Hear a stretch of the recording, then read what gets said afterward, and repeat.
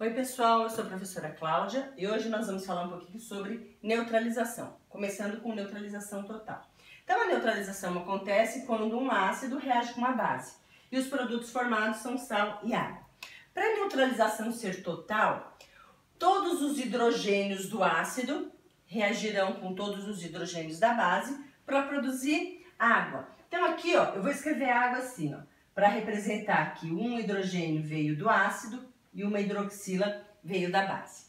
No nosso primeiro exemplo, nós temos aqui o hidróxido de sódio e o ácido clorídrico. Quando essas substâncias estão em água, elas se apresentam na forma de íons. Então eu tenho o cátion sódio e o ânion hidroxila. O cátion H+, e o ânion cloreto.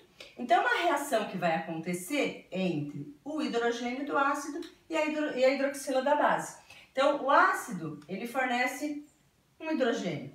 A base, ela fornece uma hidroxila. Então, eu vou ter a formação de uma molécula de água. Então, a água líquida.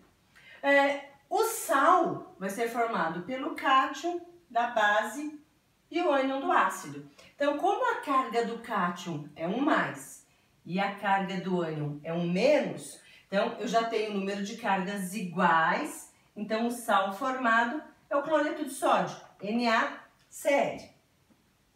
No nosso segundo exemplo, então, nós temos uma situação diferente. A nossa base, ela fornece apenas uma hidroxila. E o nosso ácido, ele fornece 2 íons H+, e um ânion sulfeto. Então, essa hidroxila vai neutralizar esse hidrogênio e vão formar uma molécula de água. Mas aqui nós não temos uma hidroxila, então eu não posso usar apenas uma molécula, uma base, eu preciso usar duas. Então, eu vou ter aqui mais outra espécie, aí sim, ela vai neutralizar o H+, e eu terei a formação de 2 moléculas de água. O sal que vai formar vem dos dois íons, potássio, e um ânion sulfeto. Então aqui eu tenho 2 cargas positivas e eu tenho aqui 2 cargas negativas. Então o meu sal vai ser formado por 2 potássios e um sulfeto, K2S. Então isso aqui vai estar em solução aquosa, aqui também. Então eu tenho a formação do sulfeto de potássio. Então, eu utilizei 2 bases para um ácido, para poder igualar a quantidade de hidrogênios e hidroxilas. Aqui de novo, só que aqui é o contrário, eu tenho, a minha base tem 2 hidroxilas e o meu ácido, ele tem apenas um íon H+. Então, para que eu possa ter uma neutralização total, eu preciso usar 2 moléculas de ácido.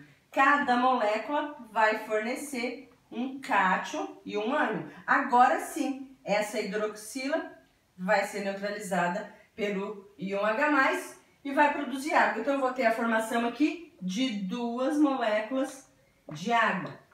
E o sal formado? O magnésio, a carga dele é 2+, porque ele é um metal da família 2A. E eu tenho 2 íons cloretos, ó. Então 2 cargas negativas, 2 cargas positivas. Então eu vou ter um sal aqui, MgCl2. Então eu estou usando 2 partículas. Isso aqui está em solução aquosa. Então eu tenho a formação do cloreto de magnésio, tá? Então esses casos são exemplos de neutralização total. Eu vou dar um exemplo de uma neutralização total, onde o número de hidrogênios e hidroxilas não são iguais, como esses exemplos aqui, mas você não precisa fazer esse desenho toda hora. Esse desenho é legal você fazer até você aprender como funciona. Depois, você pode usar a seguinte regra. Então, o número de hidrogênios e hidroxilas são diferentes. Então, por exemplo, hidróxido de magnésio, que são 2 hidroxilas. Ele vai neutralizar com o ácido fosfórico, que eu tenho 3 íons H+. Então, eles estão em solução aquosa. Para que a neutralização ocorra totalmente, o número de hidroxilas e hidrogênios devem ser iguais. Então, o que eu vou fazer? Eu vou pegar esse número aqui, vou trazer para frente do ácido, esse daqui para frente da base. Então, eu tenho 2 ácidos e 3 bases. Quando você faz essa troca, você está querendo dizer que você tem 3 partículas de base e 2 de ácido. Então, essas 3 partículas de base me fornecem, nós vamos multiplicar, 3 vezes 2, 6 hidroxilas. 2 vezes 3, 6 H+. Então, para formar molécula de água, eu preciso de uma H+ e uma hidroxila. Como eu tenho 6 de cada, serão formadas 6 moléculas de água. E o sal?